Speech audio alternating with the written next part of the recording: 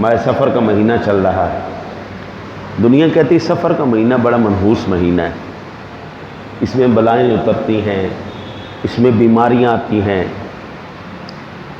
اور میں سمجھتا ہوں شاید موسم کی تبدیلی کی وجہ سے کچھ ایسا ہو جائے، پولوشن کی وجہ سے ہو جائے یا ہماری اپنی بے احتیاطی کی وجہ سے ہو جائے تو ہو جائے، ورنہ اس مہینے میں خاص کوئی ایسی بلا مصیبت نہیں اترتی.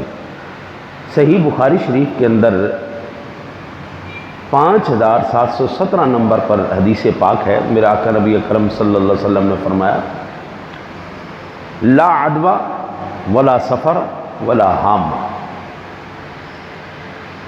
یعنی کوئی مرض اڑ کے نہیں لگتی. یہ صحیح بخاری شریف کے حدیث. آج کہتے ہیں جی 6 فٹ کا آپ فاصلہ رکھیں ورنہ آپ کو کرونا ہو جائے گا، بیماری لگ جائے گی.